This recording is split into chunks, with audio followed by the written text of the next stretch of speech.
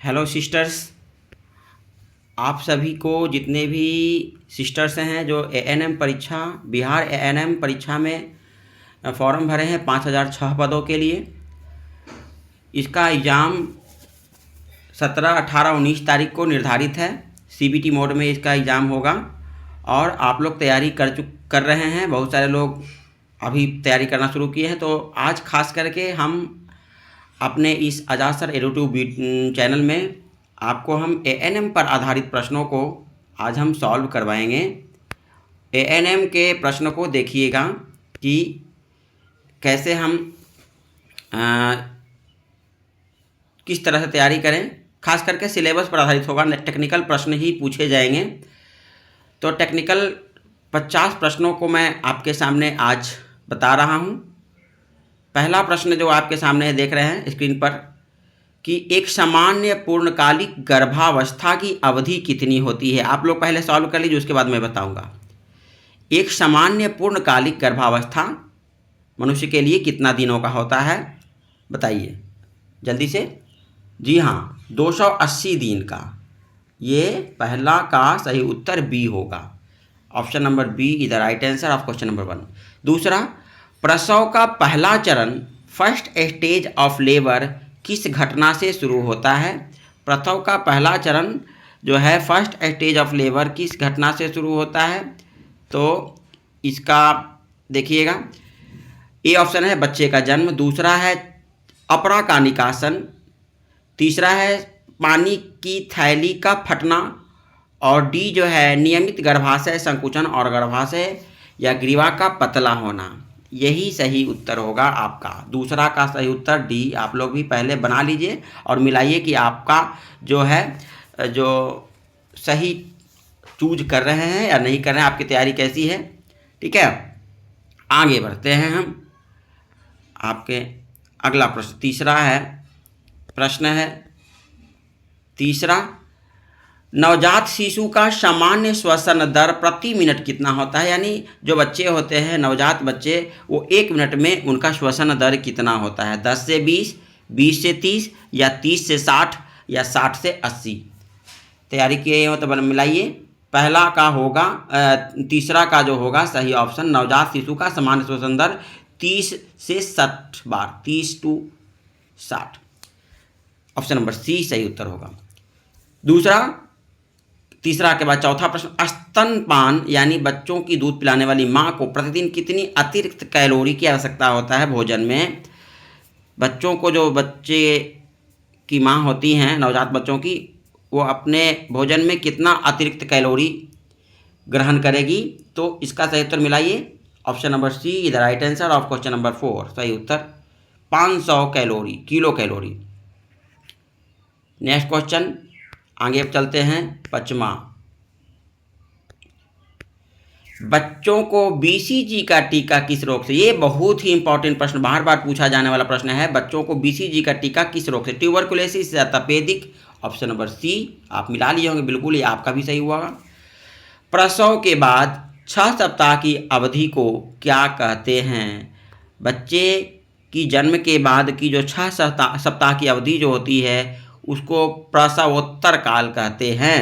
क्या कहते हैं, नाम से ही पता चल रहा है, प्रसवोत्तर यानी प्रसव के बाद का, ठीक बाद का 6 सप्ताह का काल प्रसवोत्तर काल कहलाता है।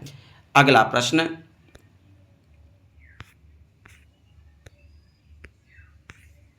सातवां, गर्भावस्था के दौरान आयरन और फॉलिक एसिड की गोलियां किस बीमारी को रोकने के लिए दिया जाता है। मधुमेह, उच्च रक्तचाप, एनीमिया। जी हाँ, एनीमिया, जिसमें कि लौह तत्व की कमी कारण ये एनीमिया की रोग होती है। और इस बीमारी जिसमें मातृ मृत्यु दर बहुत, ये प्रमुख, इसका मातृ मृत्यु का प्रमुख कारण है। तो एनीमिया रोग से बचने के लिए गर्भावस्था के दौरान फॉलिक एसिड जिसमें आयरन होता है वो दिया जाता है। गर्भावस्था की पुष्टि का सबसे आम परीक्षण क्या होता है। यदि कोई महिला के गर्भ निर्धारण हो गया है तो गर्भावस्था की पुष्टि का सबसे आम तरीका क्या है, तो वह है मूत्र में HCG के हार्मोन की उपस्थिति। ये सही उत्तर होगा C, option number C is the right answer of question number 8। Next question अब पोषण और विज्ञान से है। पोषण और आहार विज्ञान से आधारित प्रश्न है। प्रोटीन की कमी से बच्चों में होने वाला रोग कौन सा होता है? ये आप क्लास बचपन से ही पढ़ने आ रहे। क्वाशरकोर रोग जो होता है प्रोटीन की कमी, क्वाशरकोर और मेरेस्मस, ये दो रोग जो होता है प्रोटीन की कमी से होने वाला रोग है। तो 9वां का सही उत्तर हो जाएगा बी। मेरा एजुकेशन चैनल आजाद सर यूट्यूब को अभी तक यदि आप सब्सक्राइब नहीं किए तो कर लीजिएगा। विभिन्न परीक्षाओं का प्रश्न रिलेटेड मैं इस चैनल में डालता हूं, आप सब्सक्राइब कर लीजिए और वीडियो को अंत तक देखें, आपके लिए बहुत ही लाभप्रद होगा। खास करके यह वीडियो है ANM के सिस्टर के लिए जो 17, 18 और 19 तारीख को एग्जाम में शामिल होने वाले हैं विभिन्न चरणों में। नेक्स्ट क्वेश्चन है विटामिन डी की कमी से होने वाला रोग। बहुत ही हल्का, ये सब सिंपल आप पढ़ने आ रहे हैं। विटामिन डी की कमी से रिकेटस रोग होता है। रिकेटस ऑप्शन नंबर सी में है, तो सही उत्तर 10वां का सी। चलिए आगे 11वां प्रश्न है। 11वां राष्ट्रीय पोषण सप्ताह कब मनाया जाता है? पोषण सप्ताह बोलिए 1 जनवरी से 7 जनवरी, 1 सितंबर से 7 सितंबर, 1 दिसंबर से 7 दिसंबर और 1 अप्रैल से 7। पहला सप्ताह में ही मनाया जाता है। बताइए 11वां का सही उत्तर होगा 1 सितंबर से 7 सितंबर तक का जो ये सप्ताह है वो राष्ट्रीय पोषण सप्ताह मनाते हैं हम लोग। अगला विटामिन के का मुख्य कार्य क्या होता है? शुरू से पढ़ते आ रहे हैं। रक्त का थक्का जमने में सहायता करता है विटामिन के, ऑप्शन नंबर बी। आयोडीन की कमी से कौन सा रोग होता है? ये भी आप जानते हैं। आयोडीन की कमी से घेघा रोग है ना, घेघा रोग आयोडीन की कमी से होने वाला प्रमुख रोग है, तो घेघा रोग ऑप्शन नंबर सी है। 13 का सही उत्तर सी। शरीर को तुरंत ऊर्जा देने वाला कौन सा है? कार्बोहाइड्रेट हमें तुरंत ऊर्जा देता है ना। ग्लूकोन डी हम लोग पीते हैं तो तुरंत ऊर्जा प्राप्त होता है। अगला प्रश्न है एक स्वस्थ व्यक्ति के शरीर में जल की मात्रा लगभग कितना होता है? एक व्यक्ति स्वस्थ व्यक्ति होता है उसके शरीर में जल की मात्रा लगभग 60 से 70% होता है। तो 70% में है नहीं तो 60% ही है, तो 15 का सही उत्तर आप डी लगा लीजिए। 60 से 70% होता है जल की मात्रा। नेक्स्ट WHO का मुख्यालय, ये बहुत ही बार वर्ल्ड हेल्थ ऑर्गेनाइजेशन जिसकी स्थापना 1995 ईस्वी में और इसकी मुख्यालय जिनेवा में, तो कहाँ होगा? 16 का सही उत्तर सी। नेक्स्ट क्वेश्चन 17 ORS यानी ओरल रिहाइड्रेशन सॉल्यूशन का उपयोग किस स्थिति में किया जाता है? बुखार में नहीं किया जाता है, खांसी में नहीं, कब्ज में नहीं। जब दस्त होते हैं या काफ़ी बच्चे या कोई भी व्यक्ति बार बार दस्त उल्टी करता है और उस स्थिति में डायरिया होता है, लैट्रिन भी होता है, पतला दस्त और उल्टी, तो ऐसी स्थिति में ORS घोल देते हैं शरीर में जल की आपूर्ति के लिए, तो सही उत्तर सी। भारत में टीबी के नियंत्रण के लिए कौन सा कार्यक्रम चलाया गया है? भारत में टीबी के नियंत्रण के लिए कौन सा कार्यक्रम चलाया जा रहा है वर्तमान में? NFHS, RNTCP, NRHM या ICDS। यहाँ जनरली आप लोग ICDS लगा दिए होंगे, गलत हो जाएगा आपका। भारत में टीबी के नियंत्रण के लिए RNTCP या NTEP, T फॉर ट्यूबरकुलोसिस, यहाँ नाम से पता चल रहा है टीबी ट्यूबरकुलोसिस, यहाँ टी से आप लोग कुछ यदि नहीं आए तो अंदाज लगाइए, दिमाग लगाइए, सिर्फ अंदाज नहीं। देखिए टी फॉर ट्यूबरकुलोसिस, टी कहीं है नहीं, तो RNTCP इस तरह भी यदि नहीं है तो आप देखिएगा ये टी फॉर ट्यूबरकुलोसिस है ना, तो ये नेशनल ट्यूबरकुलोसिस ये टी, तो सही उत्तर 12 का बी। इस तरह भी आप थोड़ा दिमाग लगाइए। बहुत ही अच्छा। विश्व एड्स दिवस कब मनाया जाता है? 1 दिसंबर को एड्स दिवस और 10 दिसंबर को मानवाधिकार दिवस। एड्स दिवस कब मनाते हैं? 1 दिसंबर को, तो सही उत्तर डी। 20वां संक्रामक रोग क्या है? जो केवल आनुवंशिक होता है, गलत हो जाएगा। जो चोट से होता है, जो एक व्यक्ति से दूसरे व्यक्ति में फैलता है, यही होगा, है ना, तो सही उत्तर सी। बहुत ही हल्का प्रश्न था, मन लगा के तैयारी कीजिए, बिल्कुल आपकी सफलता तय है। अभी भी 4 दिन का समय बचा हुआ है। डेंगू रोग का वाहक कौन सा होता है? बहुत ही हल्का, एनोफिलीज मच्छर, मादा एनोफिलीज मच्छर। एनोफिलीज में भी मादा एनोफिलीज मच्छर डेंगू रोग का वाहक होता है, तो सही उत्तर नहीं, सॉरी, ये तो मलेरिया रोग का। डेंगू रोग का वाहक कौन सा रोग होता है? यहाँ डेंगू रोग का वाहक कौन सा होता है? डेंगू रोग का वाहक एडिस मच्छर होता है, और मलेरिया रोग का, ये मलेरिया का होता है मादा एनोफिलीज मच्छर, और डेंगू का होता है एडिस मच्छर। तो सही उत्तर हो जाएगा 21वां का सी। प्राथमिक स्वास्थ्य केंद्र कितनी जनसंख्या को कवर करती है? टोटल 30,000 जनसंख्या को प्राथमिक स्वास्थ्य केंद्र जो है वह कवर करती है। तो 22वां का सही उत्तर डी होगा। नेक्स्ट क्वेश्चन 23वां का प्रश्न है कि सबसे सुरक्षित गर्भ निरोधक विधि क्या है? सबसे सुरक्षित गर्भ निरोधक विधि जो है, गर्भधारण ही ना हो इसके लिए सबसे सुरक्षित तरीका है नसबंदी।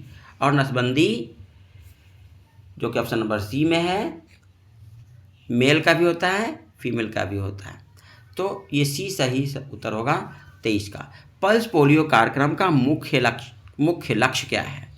पल्स पोलियो कार्यक्रम का मुख्य लक्ष्य है 5 वर्ष से कम आयु को सभी बच्चों को पोलियो का खुराक देना, जिससे पोलियो रोग जड़ से दूर हो जाए। सही उत्तर 24 का बता दिए। 25 का आप देखेंगे CPR यानी कार्डियो पल्मोनरी रिसक्शन। कार्डियो पल्मोनरी रिसक्शंस का उपयोग किस स्थिति में किया जाता है? मामूली चोट, श्वसन और हृदय गति, यही होगा। श्वसन और हृदय गति, नाम से ही पता चल रहा है कार्डियक एंड रिस्पायरेटरी अरेस्ट। वहाँ भी कार्डियो, ये कार्डियो और ये कार्डियो, तो ये सबसे अच्छा। श्वसन और हृदय गति को रुकने पर जो है जो CPR टेस्ट किया जाता है, जिसमें कि बिल्कुल यदि ऊपर नीचे हो रहा है तो समझिए कि जीवित व्यक्ति है, यदि बिल्कुल सेम लाइन पैरेलल हो गया तो उसकी हृदय गति रुक गया है। तो ये CPR वही होता है, व्यक्ति की मृत्यु की जांच करता है या किस तरह से वो कर रहा है, उसकी हृदय गति कार्य कर रहा है वो देखता है। तो सबसे ये सही उत्तर बी। शरीर का सामान्य तापक्रम कितना होता है? शरीर का तापक्रम फ़ारेनहाइट में नहीं दिया हुआ है, यहाँ डिग्री सेल्सियस में दिया हुआ है। शरीर का तापक्रम 37 डिग्री, लगभग 37 डिग्री सेल्सियस होता है ना। शरीर का तापक्रम कितना होता है? लगभग 37 डिग्री सेल्सियस या 98.6 डिग्री फ़ारेनहाइट। तो सही उत्तर 26 का बी। 27 घाव को साफ करने के लिए सबसे अधिक इस्तेमाल किया जाने वाला घोल कौन सा है? घाव को साफ, जब किसी को घाव हो जाए या कट जाता है तो उसको साफ करने के लिए हम क्या चीज़ से करेंगे? पोविडीन आयोडीन सॉल्यूशन जो होता है पीला रंग का, है ना, या जिसको बेटाडीन कहते हैं, वही है पोविडोन आयोडीन सॉल्यूशन या बेटाडीन जिसको कहते हैं, उससे घाव को साफ किया जाता है। 27वां का सही उत्तर सी होगा। अब चलते हैं प्रश्न 28। इंजेक्शन लगाने का सबसे तेज मार्ग कौन सा है? बहुत ही इंपॉर्टेंट, इंट्रामस्क्यूलर। इंजेक्शन लगाने का सबसे तेज, देखिए, सब क्यूटेनियस, इंट्रामस्क्यूलर या फिर इंट्रावीनस या ओरल। इंजेक्शन लगाने का सबसे तेज जो है स्थिति आप बताइए। इंट्रामस्क्यूलर लगा लिया गलत हो जाएगा। इंट्रावीनस ये सबसे तेज मार्ग है, रूट है। तो 28वां का सही उत्तर सी। अगला, रक्तचाप किससे माप किया जाता है? जी हाँ, ब्लड प्रेशर की माप स्फिग्नोमैनोमीटर, थर्मामीटर, स्टेथोस्कोप या ग्लूकोमीटर, सब लगा लिए वो स्फिग्नोमैनोमीटर, है ना। बीपी नापने के लिए क्या चीज़ करते हैं? स्फिग्नोमैनोमीटर, है ना। मधुमेह रोगी के रक्त में कौन सा तत्व बढ़ जाता है? मधुमेह यानी चीनी यानी ग्लूकोज बढ़ जाता है ना, जिसको नियंत्रण के लिए इंसुलिन का टीका दिलवाते हैं। तो सही उत्तर 30वां का सही उत्तर बी। रक्त में ग्लूकोज की मात्रा बढ़ जाता है और नियंत्रित करने के लिए क्या करते हैं? इंसुलिन का टीका दिलाते हैं। नेक्स्ट प्रश्न 31 का सही उत्तर होगा, जलने की गंभीर मामले में सबसे पहले हमें प्राथमिकता क्या होती है? पहली प्राथमिकता क्या होती है? जलने के, यदि जल गया तो सबसे पहले हम क्या करेंगे? जले हुए व्यक्ति को प्राथमिक उपचार क्या करेंगे? फफोले फोड़ेंगे, तेल लगाएंगे, या जले हुए हिस्से को ठंडे बहते पानी के नीचे रखेंगे, या सीधा बर्फ़ लगाएंगे? तो 31वां का प्रश्न क्या होगा? सही उत्तर क्या करेंगे? ठंडे पानी से उसको धोएंगे। ठंडे पानी बल्कि हल्का प्रेशर नहीं होना चाहिए, हल्का ठंडे पानी, बिल्कुल ठंडे पानी के हिस्से, उसको जले हुए हिस्से को ठंडे पानी में रखेंगे। रोगी को बिस्तर पर लेटे रहने से होने वाले घावों को क्या कहते हैं? बिस्तर पर लेटे लेटे जो घाव हो जाता है, आप लगा लिए होंगे, दबाव घाव यानी प्रेशर अल्सर कहते हैं। बिल्कुल हल्का प्रश्न, इसी तरह आपके प्रश्न आएंगे और आप इसको बना भी लेंगे, ऐसी आशा और पूर्ण विश्वास भी है मुझे। और अगला टॉपिक है बाल स्वास्थ्य टीकाकरण से। बच्चे के जन्म के तुरंत बाद कौन सी टीका दिया जाता है? बच्चे जन्म लेने के बाद, नवजात बच्चे को तुरंत बाद कौन सी टीका दिया जाता है? बिल्कुल आप लगा लिए होंगे, BCG का टीका। BCG का टीका ही दिया जाता है। सही उत्तर। क्षय रोग से बचने के लिए, तपेदिक रोग से बचने के लिए BCG और हेपेटाइटिस B की पहली खुराक दी जाती है ना, इंजेक्शन के रूप में, और हेपेटाइटिस B जो है वो बूंद के रूप में।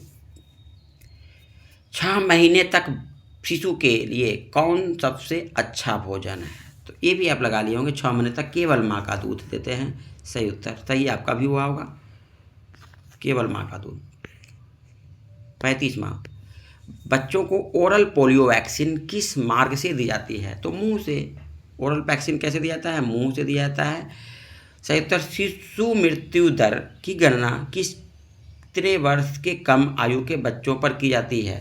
शिशु मृत्यु दर की गणना कितने वर्ष के बच्चों की आयु पर की जाती है? तो 1 वर्ष से कम के बच्चों की जो मृत्यु होती है उसकी गणना करके शिशु मृत्यु दर का निर्धारण किया जाता है। अगला प्रश्न है स्वास्थ्य कार्यक्रम एवं योजना पर आधारित प्रश्न है जननी सुरक्षा योजना JSY का मुख्य उद्देश्य क्या है? संस्थागत प्रसव को बढ़ावा देना और मातृ शिशु मृत्यु दर को कम करना। Option number C the right answer. ASHA का पूर्ण रूप क्या होता है? आशा, जिसका संक्षेप ASHA, इसका पूरा नाम क्या होता है? आशा मतलब होता है एक्रीडिटेड सोशल हेल्थ एक्टिविस्ट, यानी option number be the right answer. Next question number, राष्ट्रीय ग्रामीण स्वास्थ्य मिशन NRHM कब शुरू किया गया था? NRHM की शुरुआत 2005 ईस्वी में हुआ था। Option number C the right answer. राष्ट्रीय बाल स्वास्थ्य कार्यक्रम का उद्देश्य बच्चों में किन 4 समस्याओं की जांच कराना है? तो जन्म दोष, रोग, कमी, देख रहे हैं यहाँ डार्क किया हुआ है, ये भी आप ये देख रहे होंगे, यही सही उत्तर होगा। तो 40 का सही उत्तर सी। नेक्स्ट क्वेश्चन 41, ये आपका विविध प्रश्नों पर आधारित है।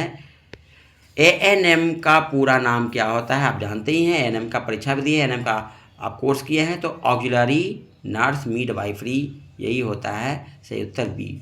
रक्तस्राव को रोकने के लिए क्या करते हैं? रक्तस्राव को रोकने के इस्तेमाल तकनीकी को क्या कहते हैं? 42। तो 42 का सही उत्तर हो जाएगा। यहाँ पर देख रहे हैं हीमोस्टेसिस रक्तस्राव को रोकने की विधि है, प्रोसेस है, तकनीकी है। एक स्वस्थ व्यक्ति प्रति मिनट समान नाड़ी दर कितना होता है? एक स्वस्थ व्यक्ति का नाड़ी दर 60 से 100, लगभग 72 बार हमारा हृदय धड़कता है, तो वही नाड़ी दर 60 से 100 होता है। हेपेटाइटिस बी किस अंग को प्रभावित करता है? हेपेटाइटिस बी जो है यकृत को प्रभावित करता है। नेक्स्ट क्वेश्चन, जल को कीटाणु रहित करने का सबसे अच्छा तरीका, जल को आप उबाल लेते हैं, सबसे अच्छा तरीका। किस पोषक तत्व की कमी से रतौंधी रोग होता है? विटामिन A की कमी से रतौंधी रोग, B की कमी से बेरी, C की कमी से स्कर्वी, D की कमी से रिकेटस और E की कमी से रक्त प्रजननहीनता के रोग, K की कमी से रक्त का थक्का जमना। फिर से एक बार बता रहे हैं, A की कमी से रतौंधी, B की कमी से बेरी, C की कमी से स्कर्वी रोग, D की कमी से रिकेटस रोग, E की कमी से प्रजननहीनता रोग और K की कमी से रक्त थक्का जमना कम कर देता है। विश्व स्वास्थ्य दिवस कब मनाते हैं? विश्व स्वास्थ्य दिवस कब मनाते हैं? देखिएगा, अगला प्रश्न है विश्व स्वास्थ्य दिवस कब मनाते हैं? विश्व स्वास्थ्य दिवस हम लोग कब मनाते हैं? 47 7 अप्रैल को हम लोग विश्व स्वास्थ्य दिवस मनाते हैं। नेक्स्ट क्वेश्चन 8वां 48, टाइफाइड रोग का कारण बनने वाला सूक्ष्मजीव कौन सा है? तो बैक्टीरिया रोग के कारण टाइफाइड रोग होता है। नेक्स्ट क्वेश्चन 49, भारत में परिवार नियोजन कार्यक्रम किस वर्ष शुरू किया गया था? भारत में सबसे पहले 1952 ईस्वी में परिवार नियोजन कार्यक्रम की शुरुआत हुआ था। एडवर्ड जेनर ने किस चीज़ की खोज किया था? तो चेचक के टीके, आप जानते हैं, बचपन से पढ़ते आ रहे हैं। एडवर्ड जेनर चेचक के टीके का खोज किया था। इस तरह 50 प्रश्नों का हम लोगों ने आंसर देख लिया। ऐसे ही प्रश्न आपको पूछे जाएंगे और मैं फिर से अगला वीडियो लेकर के आऊँगा। तब तक आपको वीडियो देखने के लिए धन्यवाद। मिलते हैं अगले वीडियो में। Good bye.